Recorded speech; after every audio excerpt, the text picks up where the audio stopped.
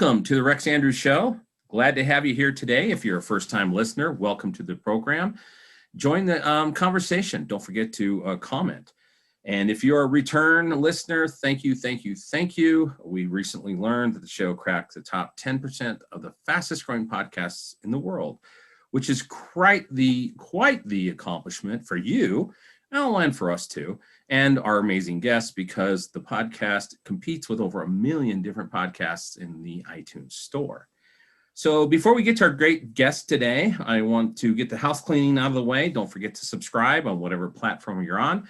If you don't like the platform you're on, that's okay. You got 23 other choices. So wherever podcasts are distributed on a global basis, we're there. So find the one you love, and don't forget to give us high marks. We are also found on all the major social media platforms, so you can find us there, YouTube channel, and then, of course, the most important, come to the show's website, rexandrewshow.com. You can listen to the episodes there without being on a podcast distribution, just with a browser. But most importantly, you can get the bios of all of our guests. And so, amazing set of people that we have, both past, today's present, and then the upcoming. We have literally, most of the time, we have around 30 people scheduled that's in the upcoming. So a lot of great stories. Okay, so with that out of the way, the philosophy of the show is always about interesting people, interesting stories. I always say, and people get tired of me hearing this, but it's my mantra, I have too many interests for just one lifetime. So around the corner is a new discovery every day. And so we've got a new discovery today. So let me tell you a little bit about her. She's a professional singer, okay? And I'm not going to make her sing, okay? So, lighten up there, okay? She's a member of the Mighty Untouchables. And if you look for them on YouTube, they've got millions and millions of viewers that have watched them. She's a vocal coach. And this is something interesting, rather new, and we've seen this because of their world over the last 12, 15 months, is she's the producer of the pandemic-proof Singer Summit. So welcome to the show today, Danielle Tucker. Danielle, how are you? I'm doing great, Rex. Thank you very much for having me today. I'm excited to be here. Well, you know what? You're my I'm going to have to say first real talented musical person, singer, because I've had all kinds of people that probably think they can sing, but haven't had anybody that makes money at it. So glad to have you on the show. Cool. Well, glad to be repping the music industry here on your show. That's great.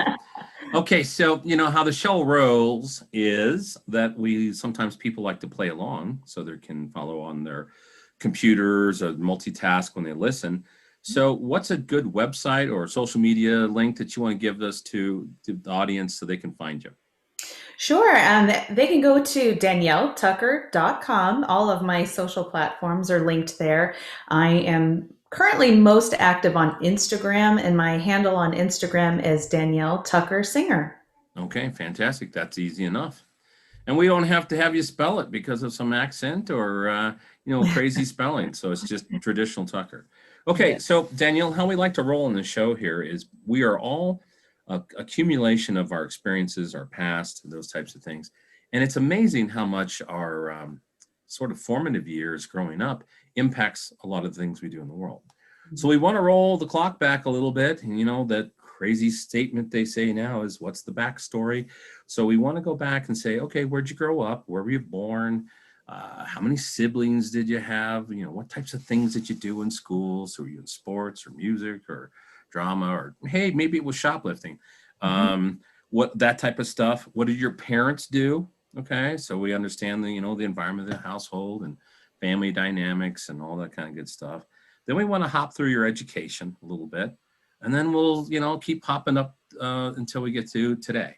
So I'm gonna don't feel bad if you don't remember all that, because I will come back and poke you in the eye on some of that. Okay. So tell us, take us back to the beginning. Where were you born? I was born in Arlington, Texas. Oh, wow. I'm the second oldest of 4 children. I have 3 brothers, 1 older, 2 younger, and we're all very spread out in age. We all share the same parents, but my older brother is 4 years older than me. My younger brother is 8 years younger than me, and then the youngest is 16 years younger than me. So wow. Yeah, we had a pretty interesting household, I'd say. Quite the spread. You know, Yeah, that's not like a lot of households traditional were just a few years before.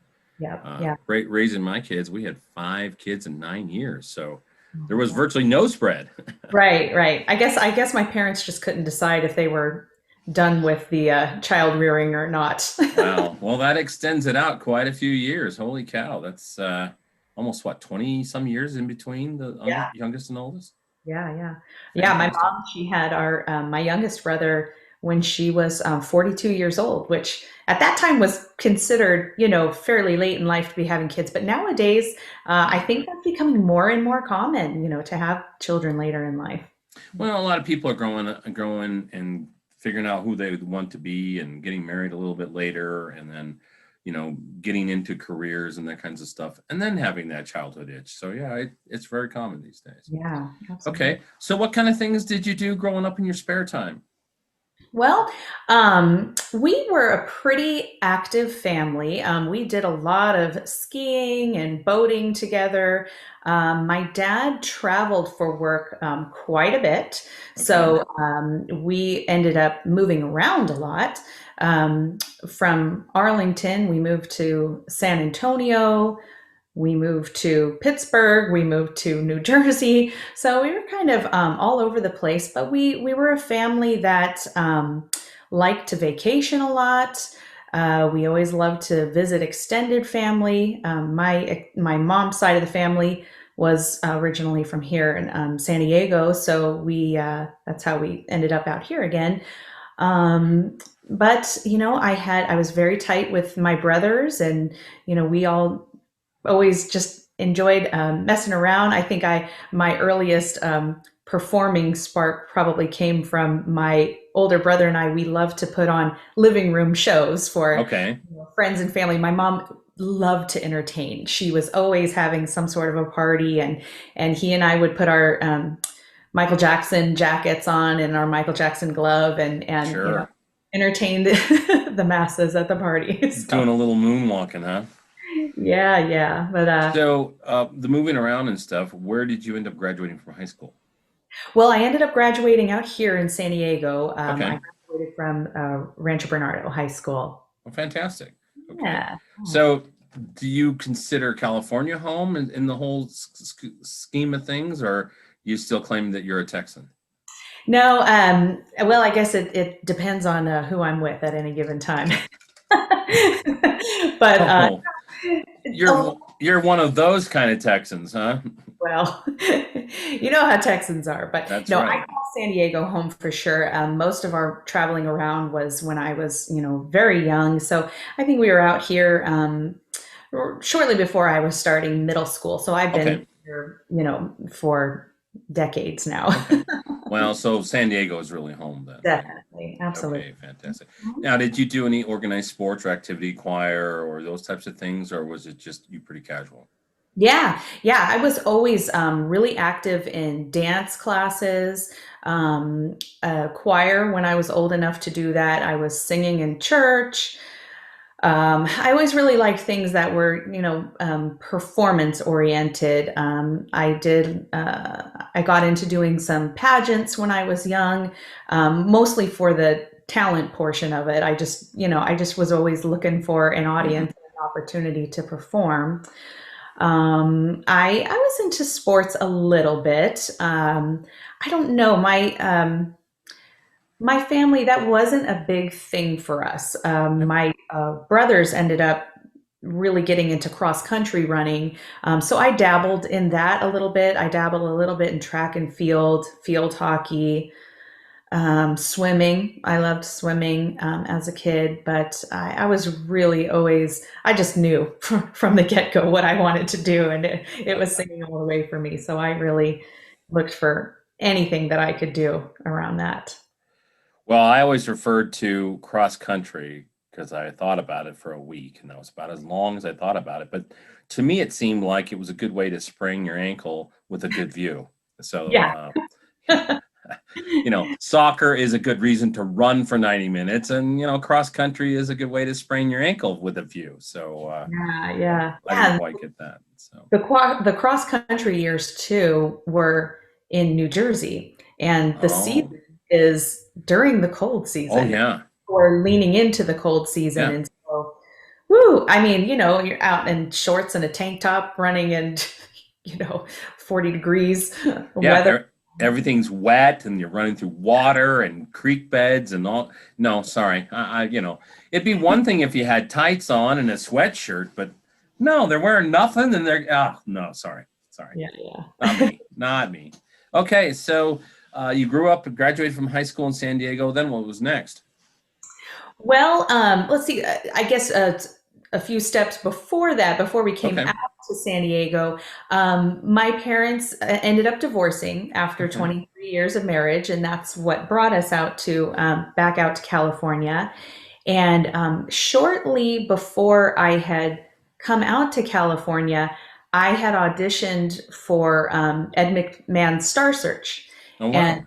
yeah, and so I got to be a contestant on Star Search, and then that ended up airing the week that we arrived here in San Diego, and so that was definitely a big turning point, and in my Okay.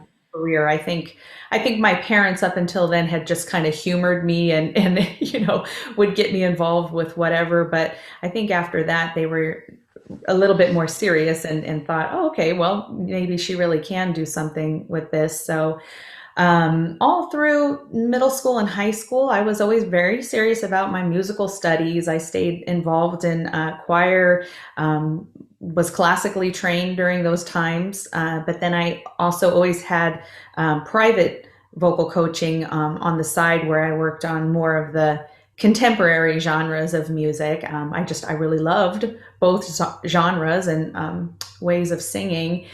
And yeah, again, I really was just always trying to get involved in as many performing opportunities as I could. I was always putting together little girl groups or solo acts and going to the fair and getting a little performance slot at the San Diego Fair to perform there. But yeah, I think I was kind of a pretty driven young person, to do something like that. And Sure. yeah, I was see, I when did I graduate? I graduated when I was 17. Okay. And yeah, as soon as I turned 17, I tried community college for a minute, but decided I'm too fired up to sing. Okay. And so I got hired with my first touring band. And so I was just shy of 18 years old and ended up traveling across the country. And I did a tour with, I guess you would have called them a resort circus circuit band. We Okay. would go all the way from Ocean City, Maryland, down to Miami, Florida, and back. And so, Okay. yeah, for like a year, we just continuously did this tour. And during the days, we would perform out on the beach resorts, and then at night, we would perform in their clubs. So that was probably the biggest educational opportunity or the biggest, Sure. introduction into professional performing that I could have had. So, yeah, that was definitely a big turning point. So when you're in one of those touring type bands, is the pay any good? I mean, was it like, equivalent to working at a McDonald's or something? Or how was the pay on something like that? Was it decent? At the time, I thought it was because I was still a teenager. Sure. And in my mind, I thought, okay, I'm not going to get a job because I had already moved out by the time I was 17 and had to be working. And I thought, well, this is a perfect opportunity for me to save all my money because I'll be housed, while we're Sure. doing all the touring, and I'll just tuck away all of the money. Um, and I don't exactly recall how much it was, but these were club style gigs that historically and today still do not pay well. I mean, Right. the amount of work that's involved. Um, so yeah, it wasn't great pay, but it was a great experience. I mean, I really do point to that time in my life that I was so green. at doing this. And that band, took me from just a baby singer to, somewhat professional. Yeah, a few years back, we went on a cruise, the extended family, and the cruise ships have, multiple nightclubs and stuff on them.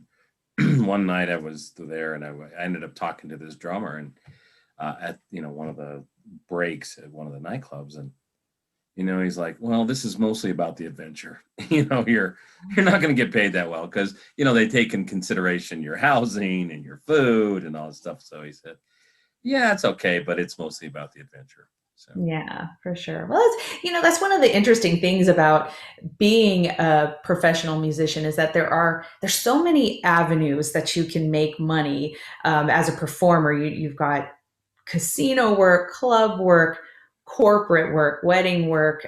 You can be an independent artist distributing your own music. yeah, And it just the opportunity to make money kind of goes from very mild to wild. And a lot of times, if you can't be in a steady, lucrative situation or band, sometimes quantity is where it's at. So if you can sure. get a residency on a cruise ship or in a certain club, and you just know you're going to have that work booked for yourself, it makes sense to do that. But yeah, it's tough being a musician. Okay. Making a great living at it. So you decided music was going to be better. You joined. You bailed on the college thing. You then joined the touring band. Mhm. How long did you do the touring stuff? I was with the touring band for about a year. Okay. And I ended up leaving because number one, I just was so young and I really got homesick. I was enjoying the work. The band they were pretty fiery, a lot of fighting. And that to me at that age was really scary. I just was not mature enough to understand the dynamic of a band family. And that one was pretty toxic to begin with. But Right. I wasn't old enough to really handle that. And after one night in particular of performing, um, a pretty rough fight ensued, and I was in the crossfire of it, Oh, and it really shook me. And so, in the middle of the night, I called my dad and begged him to buy me a plane ticket to come home. oh wow. And that was the end of my stint with that band. Okay, so you get back home. I'm guessing San Diego, then, correct? And then Yeah. what? What was the next stop? Well, I came back to San Diego and just started trying to establish myself again in some sort of a, steady singing situation. And I think I did relatively okay doing that. I had a day job. I was working for a civil engineering company doing administrative work, and then I would be singing at night. And I sang with multiple bands. I didn't have anything too steady at the time. I was still singing at a church that I'd been at for a long time, and it was a small church that ended up kind of growing into a mega church. Okay. And the work there was amazing. The band was like out of this world. I mean, they were incredibly talented, and it was such a great opportunity for me to, be able to have that experience with working with such gifted musicians. But also, the congregation was getting so large. I was starting to get this experience being in front of, pretty Very large. large crowd. Yeah. Yeah. And I mean, fast forward, that band that I met at that time, they are now my family band, the Mighty Untouchables, who I will be with for the rest of my life, I'm sure. That's So, great. yeah. So, how many years has your music career spanned since you were out on the road in the traveling band on the East Coast to today? It's been 25 years. 25 Yeah. years. Okay. The reason I asked that, because, most people are polite, they don't ask women what their age is. But what I was trying to understand is your experience in the whole music industry based on the internet and what's happened and the impact of that. Because, we started out when everybody was doing albums, they were distributed retail. the Napster came along, and then everything just started to go in all different crazy directions, and the Venmos and the YouTubes pop up, and people distributing things on their own. A lot of barriers were removed. So that's the reason I just want to sort of go across the span to see what your perspective is, how some of those things changed the industry. Yeah, yeah. Yeah, so many changes. And I think the thing that comes to mind when you asked that question was I feel like there is this idea as young people who are interested in becoming pro musicians or singers. And we have this very mainstream view of the music world, which is you get a record deal and you become famous, or Yeah, you win American Idol, or you win The Voice, and that's it. And that's the only route into the business. sure. And that just couldn't be any further from the reality, especially nowadays. The Right. music has shifted so radically that it is so rare to get a major commercial record deal now. Sure. And to really get into that situation, record companies expect for you to have already grown an audience and grown, Yes. a following, and have several indie records under your belt. But now there really is this very great opportunity online. It has leveled the playing field. And so, as an indie artist, there really are no limitations to what you can do. And you've got, you know, nearly a dozen platforms to choose from, to get Sure. you going. And I think it really just comes down to um, kind of differentiating yourself and working very hard and staying very consistent with it. So, yeah. It's interesting you say that, because a few shows back we had a great comedian on. The guy's name is Sean Eli, and he just says, you don't get famous in this industry unless you get like a Netflix special, or the other way for people to get it, the people who've always been big names in comedy were the guys who got a sitcom. So Mhm. you think about the Jerry Seinfelds, the Tim Allens, and those types of people who got a sitcom. So I think there's a huge misconception that you just explained, is that people think, oh, I'll record and I'll get a record contract, it'll go viral and it'll be all over TikTok, and the next thing you know, it's rich and famous. Well, there's so much competition out there today, and that's what Sean was talking about. Is he's a professional comedian. He was a banker before that, and he's been doing it for 17 years. And Mhm. just recently, about 6, 7 years ago, was able to do it full time. Yeah. And the industry, I would assume that the music industry is very similar. Yeah, it really is. And uh, like I said, when I came back to San Diego, I always had a day job, and I actually ended up, going into the corporate world and had a good run in the corporate world for probably, gosh, 12 to 15 years, I guess. And I loved the work. I really did. And it basically afforded me the opportunity to do what I wanted to do at night and get myself established. And so, I always tell young performers, like, don't feel like you're selling out, if you have to have a day job or some kind of a side hustle, because really so much of that benefits your career in the long run, because you're able to be financially stable. Sometimes you got to pay to play in the music industry too, and just the business skills, the soft skills that you develop in your everyday job are just priceless when it comes to how you're going to have the ability to market yourself and network yourself as a musician and handle your money. And but yeah, he's absolutely right. It really is a totally a different game nowadays. And I also think another one of the misperceptions as far as like what's happening now is a lot of kids or younger adults are seeing people go viral on social media, and they think that I just need one shot. I just need one thing to go viral for me, and I'll have it made. And the reality is the people that are going viral, they have laid a ton of groundwork for those things to happen, Oh yeah. a ton of it. And There's virtually no such thing as an overnight success, because it's so competitive. And then it's also too, I was talking to Sean, and he's a very interesting interview, and his show released a couple days. It's great to listen to because it's very similar.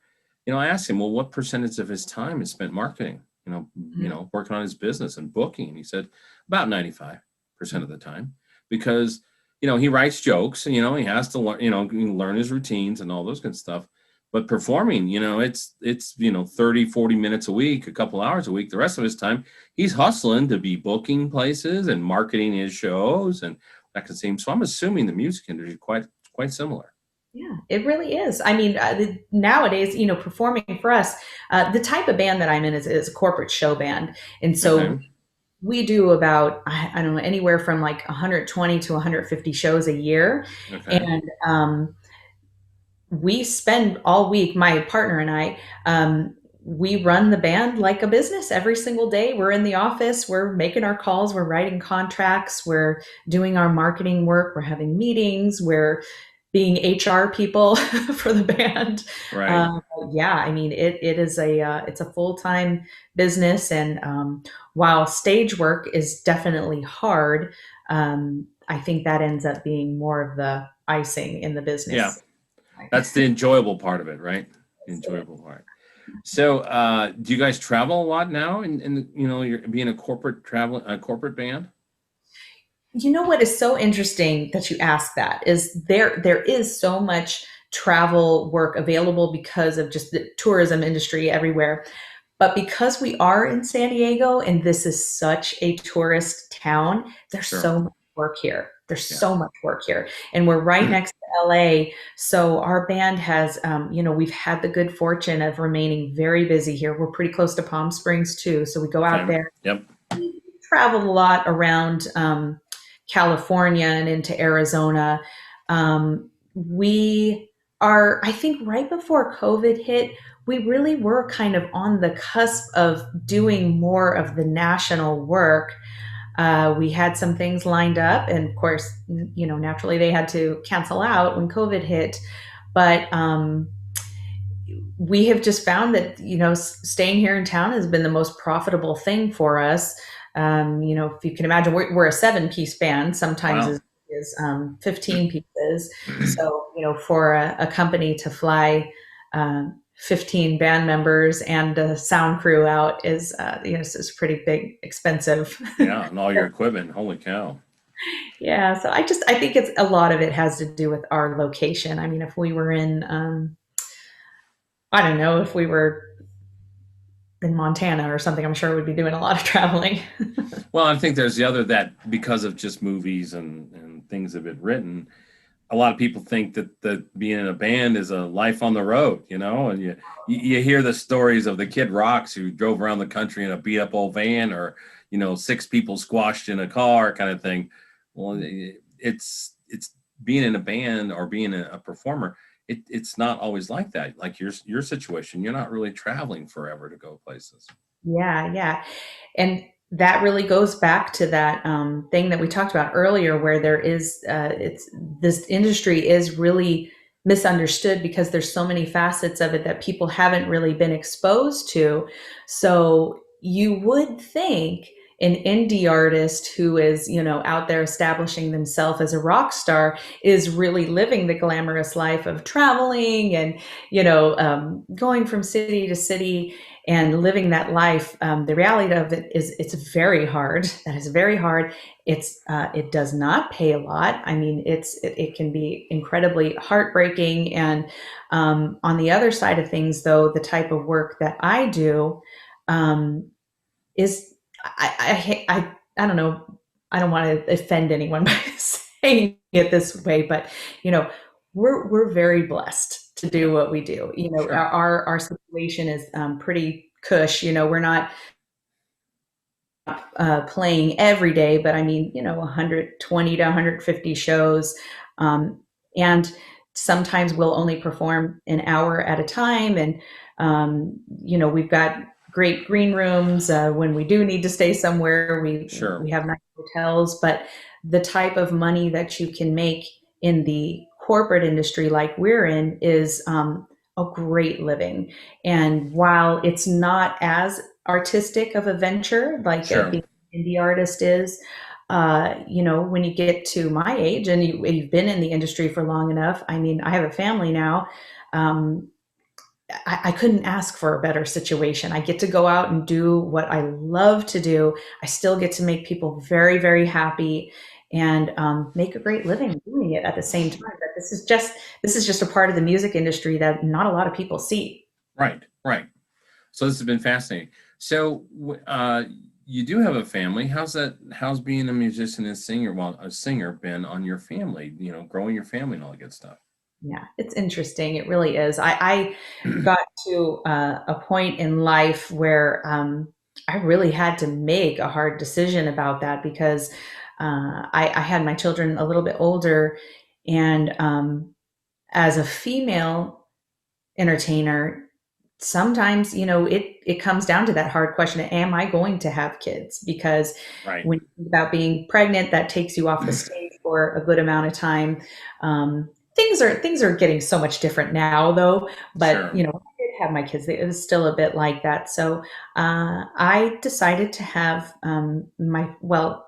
I was blessed to actually get pregnant with my first child while I still had my corporate position, and the band that I'm in now was really starting to gain steam.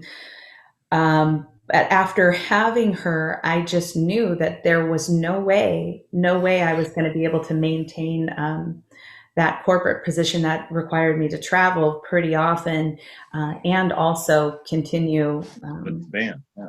and yeah, so I kind of took that leap of faith with some. I had, of course, planned a bit for it, but decided to leave the corporate world behind, and it all ended up working out. But it was really interesting because I had to go back to work immediately after having the baby. So after both of my kids, who were born only 20 months apart, I had the girls, and they would be in the green rooms and with a nanny or Babysitter. Yeah. That's yeah, great. waiting for me when I came off stage, and surprisingly, I actually had the opportunity to continue performing well into my pregnancies with both of them. I think I was probably about months pregnant with both kids before I took any kind of a leave, and it's just that's kind of the nature of the work is if you don't perform, you don't get paid. So Right. Right. had to do that. Had And to do it. yeah, so it was, I am away from home a lot more than I would like to be, and the reality is I have missed out on a lot of firsts with the girls.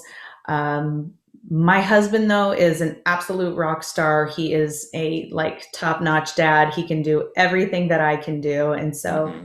he's taken amazing care of the girls in my absence. And I have to say now, having been home for a year during quarantine, I've been able to make up for a lot of lost time, and I have cherished this time and have been able to become a new mom for them and Right. experience them in a whole different way. I mean, I'm very much looking forward to things kind of going back on track, but I wouldn't take back this time for the world. So how old are your daughters today? 6 and 8. Oh, okay. So they're fairly young. Yeah, they are. Yeah. Yeah. Okay. So See, we've been, if those who can see on YouTube, I've got my background. I got five, and they're 18 through 26, and so yeah, yeah, 6 through 8. I don't know. Wow, that's great. That's yeah, great. yeah. They're Wow. fun. This is a fun age, and we, my husband and I, decided to take them out of their public school for this year and completely homeschool them, and that was really difficult at first. I mean, neither he or I are teachers, and so Okay. it was rough. But we ended up getting in a really good routine, and we do the same thing every single day, so the girls know what to expect every day, and so we got into a good flow of things. So this has probably been their best year of education, just having the one-on-one attention. So that's been really enjoyable. Yeah, the whole pandemic and the lockdowns and stuff, it's been a crazy year for education. My youngest is a senior in high school. And Mm. if you look back to your high school days, that senior year, you already have senioritis, you're halfway checked out in the first place. Well, half of her junior year, not in school, okay, and online at the best or little there. Entire senior year online so far. Mm. And when you're already half checked out, then you have only 2 or 3 classes a day online. They're way checked out now. I mean, Oh. my daughter as a high school class has an online bowling class. And we've just laughed about it because it's just like, are you kidding me? I mean, what do you do? Well, she says, well, we log in and they take attendance and we talk for a few minutes and that's it. I'm like, well, and she's like, everybody's getting an A. I'm like, oh, good to hear about that. So it's been a That was crazy a pretty one. slick move of her. I have to props to her. Like, Yeah, it's crazy. And my daughter is quite the musician. She plays 4 or 5 instruments, and she writes her own stuff here and there. And she's a big photographer, so she's just a creative, really creative person. So I've just kidded her a lot. And she's like so bored right now with the whole thing, and she's just so over it. She's just like, can't they just mail me my diploma? I mean, I'm just finished. So crazy. heart goes out to kids, especially the older kids that are Yeah, having to, they're missing out on so much. I mean, I feel like the universe will make it up to them at some point in life. sure. Right now, this is, it's tough. That's just heartbreaking. Well, I Yeah. look back to my high school career. I was president of my class. I was involved in just about everything.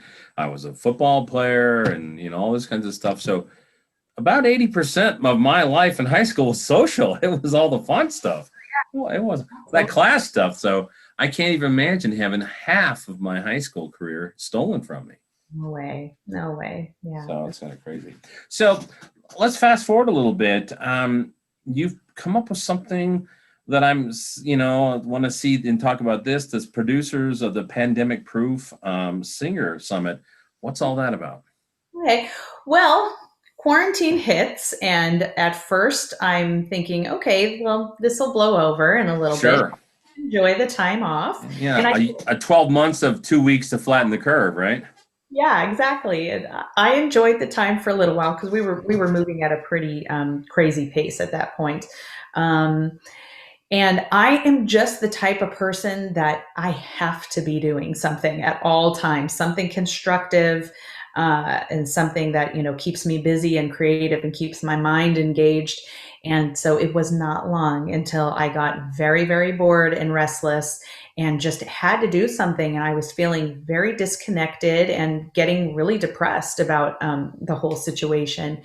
And something just sparked this idea in my mind. Well, maybe I'll go and interview some of my singer friends online, and we'll just kind of gab about where we're at and how this is all affecting us and what are some of our ideas to keep going, and what we think the future might look like. And pretty quickly, that weekly show turned into 40 episodes that we had done. Fantastic.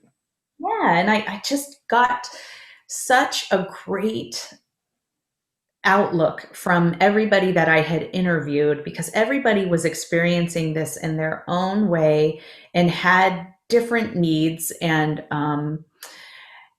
I just felt like, what can I do with this platform that's being very well received and seemed to be really appreciated within my community, and bring it to a larger audience that can also benefit from it. And so I decided I'm going to do a summit. And the summits are a format I really enjoy. I attend them. I really like that online format. So I decided I was going to do one and bring in the best, top-notch industry professionals that I could, that could offer the singing community a pathway into 2021. You know, many of us were kind of dead in the water, not having live performance careers. And like I said, there's so many facets of the business that many people don't even know exist, like doing session work from home, Sure. you know, getting into sync licensing with songwriting, and what is all the technology available to us. You know, so many different things. So I was able to organize 30 speakers for the summit. Wow. And they were wonderful, such a giving community.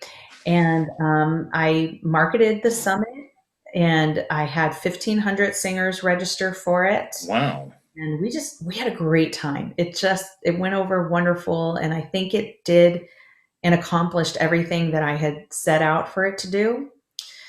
And so since then, I have a private Facebook group where a lot of the attendees hang out in. Hmm. We're just this little community kind of leaning on one another, and learning to pivot and create new opportunities for ourselves. And I will be hosting another one on May 17th, 18th, and 19th. Okay. Uh, we're going to focus a little bit more this time on financial literacy for the musician. Okay. That's not usually an avenue that we're all super great at. And a lot of us are kind of in the hole at this point. So I thought I'm going to bring in some financial experts that can help people who don't really know how to manage finances great, help us in that regard, or help us learn how to build wealth, you know, and just kind of shift our mindsets. I'm really challenging that starving artist mentality. Sure. I've got some folks to recommend to you. We've had some great guests, so I'll send them your way. Okay, so pivoting back, going back to your group, the Mighty Untouchables. What type of music do you doing your own music? Are you writing your own stuff? Are you doing cover? What is mostly that you perform when you go out on your corporate tour? Yeah, we do all cover music. Okay. You know, we've been together for, oh gosh, I've known these guys for 25 years. Wow. But we've been a band for, I think, 12 years officially now. But the kind of work that we do is we will go to a corporate convention or a conference, or you know, some sort of an award ceremony, Yep. sales rollouts, and we entertain, you know, the reception time of Sure. the party, and kind of do it concert style. So we play a lot of top 40 dance music. We do Okay. everything from pop to Latin, jazz, you name it. We perform at a lot of weddings, and you know, do obviously the reception part of the wedding. And we this band in particular kind of found their superpower in taking interesting cover songs and putting our own spin on them and Okay. creating YouTube videos. So our first one was "I Feel for You," Shaka Khan's, Yeah. actually written by Prince. But we Yep. went into the studio and cut our own version of that, and it did go viral. And so we thought, oh my gosh, we're on to something here. And so since then, you know, we've gone in and done a lot more. So I would say that's really the more like creative path that we're on. Okay. We're always talking about writing our own stuff, but this is something that works for us. That's great. So you're mostly just doing rearrangements and then producing those, popping them up. Yeah. Yeah, I absolutely love the internet. I mean, I've been in tech since 1987, and I've seen just all the different evolutions of the technologies, the social media sites, and all that stuff. And I think it's a beautiful time to be alive because you just for a few $100s or not much more, you can put together all the really good equipment, the softwares you need, editing software. I mean, the things I do in a half hour would have taken me like 5 days to do this stuff before. Next thing you know, in just a short amount of time, it's up on YouTube, it's podcasted, the barriers of entry in so many ways have been removed. And I think is a great thing because, the paths that we used to have to success were so narrow, and now it's extremely wide, extremely wide. Yeah. Oh, I could not agree with you more. And the fact that we have YouTube University at our hands. I mean, there is just nothing that you cannot find on YouTube to Oh learn how to yeah. do, or Google and figure something out. And from a musician's perspective too, if you think about it this way, back in the 80s and 90s, the music that was available to you was what you could physically buy Yeah. um, at a record store or at Target or whatever, or listen to on the radio. It was pretty much like spoon fed to you. You got what was put out. But now we have access to every kind of music that is on this planet. And Yeah. uh, coming from a classical background as a kid, hearing an opera or a symphony, that was something that you only got that if you Yep. had access to the library or your music teacher introduced that to you. But now you can go online and you can hear one opera done by a dozen different opera houses. Or Sure. same thing with symphonies and everything. And it's incredible when you really step back and think about what's available to you. Oh, and a lot of it's happened very recently.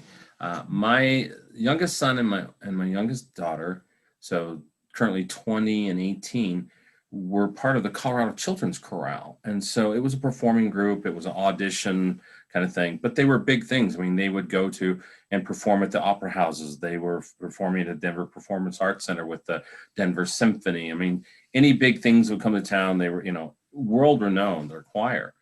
But in just a short amount of time, most of their stuff's online now, and it is so cool. And it's just, and the fact that you could be listening to, I don't know, Prince or, somebody like Shaka Khan or, the Beatles, or then you can hop over to Ravel, or you can, you can just be all over the place, just listening to whatever you want. It's a grand time because, I'm an old guy compared to you. I'm 55. I remember the LP records, which are being brought back now, and you really could, you'd go down to the record store and you'd either, you look at your wallet and you would figure out, do I have enough money for the full LP or am I just going to buy the single, right? Yeah. And then your turntable had the LP stand in the center. And then if you needed to listen to the 45s or the 33s, you'd put the little thing in the center so it would fill out the donut in the hole and you'd play them and stuff. So, when I look back, or the one that makes me laugh the most is, I could take the crackle and pop of LPs, okay, from vinyl, but the 8-track tape, where all of a sudden you're listening to, I mean, this is back in the day, early Aerosmith or Deep Purple or, the band AC/DC and stuff like that, and then would get to the end of the track and you get click, click, and it would be halfway through a song. And it was acceptable to be right in the middle of a song, click, click, and then the song would pick up again, and you'd be like, yeah, that's great. And just, oh, man. And, today, I'm a nut for playlists because I'm just, music is, I can't sing a note, I can't play a tune, but I just, all the time, always have music on. And so I have a little over 2,000 songs on my phone. And I'm not even anywhere near filling up my phone. I thought I was going to be this really cool, smart guy and go out and buy a 500 gig card. I just laugh at it. I'll never fill that up, from my phone. So, but here in Colorado in the mountains, playlists don't always work because you're in places you can't get internet. So having a couple thousand songs keep you busy for several weeks. So I love it. I'm on board with that for sure. It's funny you mentioned just the different mediums of music and how they've changed over time. When I got that first job as a singer on the road, I had to bring a boombox with me and tapes because I'm learning all this cover music, and I'd have to either record it off of the radio if I was lucky enough for the song to come on, and just play the tape, rewind it, play it, rewind it, play it, rewind it to learn the music. Now, fast forward to today, I can grab any song I want at any time and loop tiny sections of it, to learn. And it's just hilarious looking back at the things that we had to do. Okay, so the whole portfolio of the cover music you sang over all the years, do you have one that's just one you just love to sing all the time? Oh gosh. Oh, you're hurting me with that question. There are so many, but I would have to say my favorite that I just never get tired of singing is I Want to Dance with Somebody by Whitney Houston. That's just an all-time favorite of mine. I never get tired of it. I always feel like the spirits move in me when I'm performing it, and it's just, I don't know. It's a good fit. That's a great one. That's a I great love one. all kinds of music, though. I mean, there's very few genres of music that I can't get into. It's all about the mood I'm in, and Well, there's only one that I struggle with a lot of, and that's some of the rap because of the language in it. yeah. I don't like the way that a lot of that music objectifies women worse than regular music. I mean, because, you know, think about most music. I mean, you go back to one of the most prolific performance, you know, in the modern history is Prince. And he only sung about two things, sex and religion. That's it, right? But you fast forward to today, you know, you listen to some of the rap stuff and it's hard on your ears from my perspective. Now, there are a handful of those songs I can hack, and I have them on playlists and stuff because there were some of them that are okay, and you know, it's because my kids grew up in that era and they like some of that stuff. But that's Mhm. about the only one I struggle with as far as genres is some of that music. Yeah. I don't know that I could get too hardcore into that genre of music. There's a lot of rap that I do really, really enjoy, but Yeah.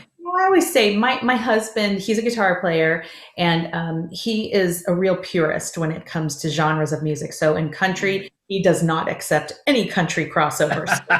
Nowadays, there's a lot of pop country. There's a lot of like Oh, rap country. He's not having it at all.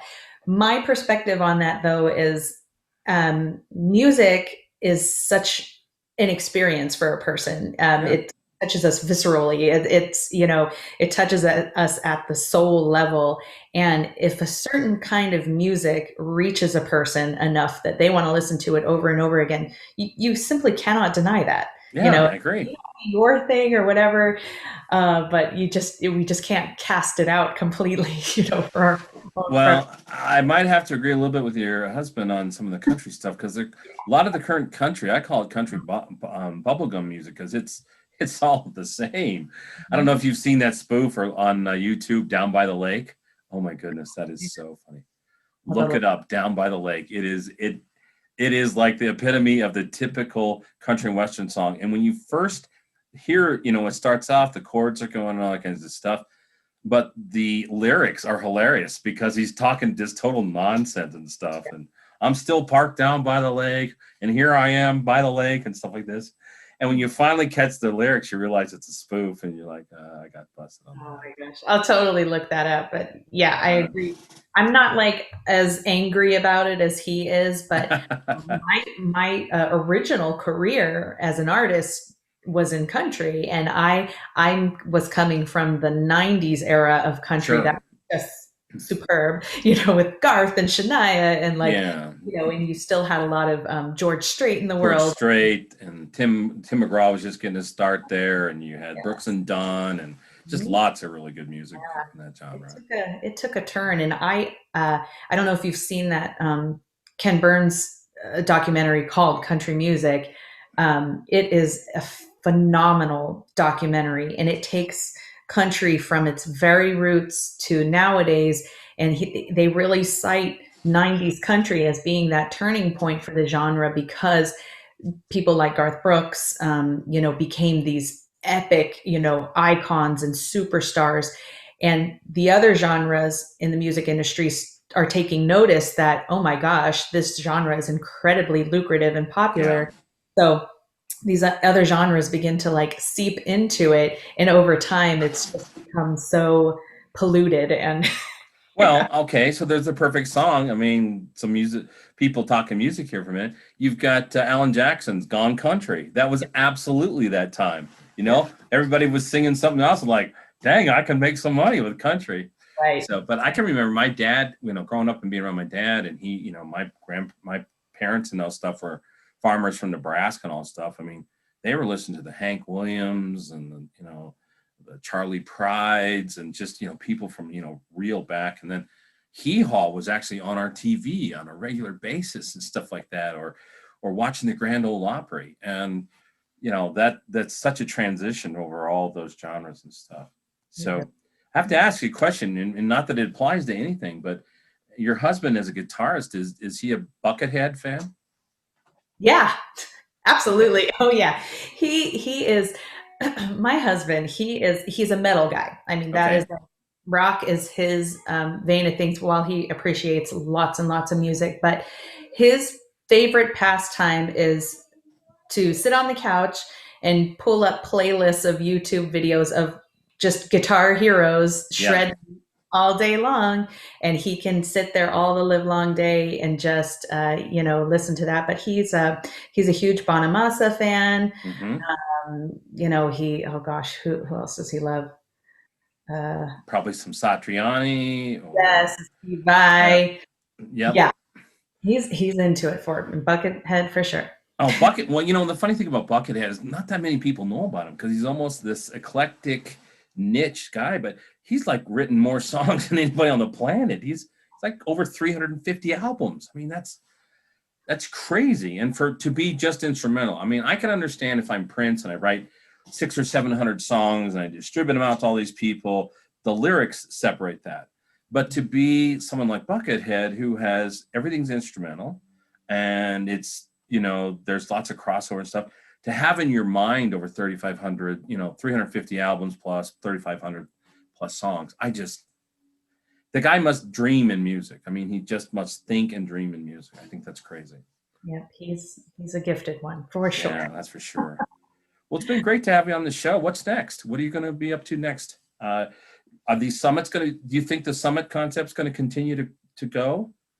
Yeah, I'm going to give it another go here in May. I have one set up for May 17, 18, and 19. So, that's really the thing that I am in deep with right now. I'm getting my speaker lineup together. I'm still hosting my weekly show Right. every Wednesday night. That's called the Pandemic Proof Singer Series. So you can find that live on Facebook. And then, my singing work is actually beginning to pick up a little bit here and there. Sure. So I'm always, staying available for those gigs to happen. But with the Mighty Untouchables, I don't see us being back working full time probably until the fall. I would say. I hate to say Yeah. that. That probably is the reality. But We're not going to go politics, but you have the craziest governor in the entire United States. Oh my things are goodness. tight here. It's tight here, and we're going to be absolutely the last people that go back to work, unfortunately. Yeah, I see that, and it doesn't make any sense to me because there's so many things. If you can put 500 people in a Walmart, why can't I sit in an arena somewhere and listen to some music and stuff? None of it seems to make sense. It's so hard to make heads or tails out of any of it. My thought is like, let's just wear our masks. Let's just get Yeah. this over with and Yeah. get back to life. Give me the vaccine, get it over with. Let's just get on. I was interviewing a doctor today that's a coach and she's a triathlon coach and all that stuff. And they're canceling triathlons still. I mean, the Houston triathlon's coming up in like April or May, and it's still canceled. Okay, so wait a minute. So COVID must be really smart and fast because it's going to catch you in the water while you're swimming. Then it's going to catch you on your bike, when you're going 40 miles an hour on your bike. And then it's going to catch you when you're running, the marathon. So, man, that is one in-shape virus if that's going to catch you and all that stuff. It's so arbitrary. I can't wrap my head around it. But. It really is. It's so mind-blowing. Fantastic. So you're still going to do the summits. That's cool. And you're going to pull together singers and help that whole community and get rid of the starving singer type thing. What else? What else do you got on the radar? Well, I've had a private vocal coaching practice for, gosh, I want to say 15 years now. I teach out of my home, and I have always taught online 100% now at this point. And that's going very well. And I specialize with working with indie artists and working professional singers. And I have a few beginners here and there, but I love working with singers who are really serious and just want to do something with it, whether it is making a living at it or just being the best they can and developing that highly creative, unique side of them. So I absolutely love working with singers. So that's really what's keeping me going. It's my vocal coaching studio. The summit is a tremendous amount of work and just my partner and I trying to keep up the morale of the band while we're apart and kind of keeping us, connected in one way or another. Of course, I have two little ones. I'm homeschooling, so I would say my hands are pretty full. I was going to say, maybe you don't have time for anything else. That's great. Well, it's been a pleasure to meet you and great to hear your story. And then it gives me encouragement that, to hear the backside of everything. Because I think that's the funnest part, that I love about doing this show is there's so many interesting people out there. And of course, the A-list type people that everybody sees, everybody's heard about that stuff. I mean, I think the world is full of so many interesting, successful people, and it gives motivation to a lot of people to say, oh, well, wait a minute, they're not so far out in left field and that kind of stuff. Absolutely. And so it's been great. So I got one last question for you, and I ask all my guests that come on the show for this. Everybody's got the old bucket list, okay? So here's the things I'm going to want to do before they put me in a box, okay? Well, there's an opposite to everything in the world, and it rhymes with bucket, starts with an F, so I'm not going to say that word, but what would be something that would be completely opposite of a bucket list that might be on your F-it list that you're never going to do? Oh, bungee jumping, never, ever. Okay. Jumping out of a plane, never, ever. Being in any close proximity with snakes. I'm not a real danger person, so. Okay. So the weekend bungee jumping and parachuting into the desert where there's snakes is probably not going to be up your alley. No, yeah. That's You won't great. find me there. Well, you're very forthcoming because there's a lot of people ask them a question and you could just tell the wheels are turning and stuff. But I always tell my guests as a parting shot, the next somebody asks you about a bucket list, well, then you're going to remember this conversation because not a whole lot of people do that. But what's funny, I interviewed a few episodes back, a guy down in Sydney, Australia, who is the bucket list guy. Okay. And it's bucketlistguy.com. And he is a hoot. He's one of the funniest people. He could be a stand-up comedian. But his whole thing isn't just being about making a list. It's about living a purposeful life. Mm. And you can't believe the stuff this guy's done. I mean, it's just amazing. So Very fun cool. stuff. Love that. Yeah. Well, thanks for coming on. It's been great to meet you. I'll get you back on. I'd like to kind of check in with you in the fall and see just how things are going. Hopefully we'll be back to whatever kind of normal it is. And yeah, I'm dying to go to a concert. I'm just absolutely dying to go to a concert. I know. I'm just, this whole sanitized thing we're doing digital. Okay, there's some advantages, some things, but it's killing me. No, nothing like being there in live. But I truly appreciate you having me on and giving me the opportunity to meet your audience too. And this has been really fun. And I'd love to come back and update you. Hopefully we will be back in action at that point. Oh, that's great. Okay, folks, we're going to call this a wrap for today's episode. We want to thank everybody for tuning in and listening in. And until next time, we always want to tell people the three things I always say: be safe, be bold, and make it a great day.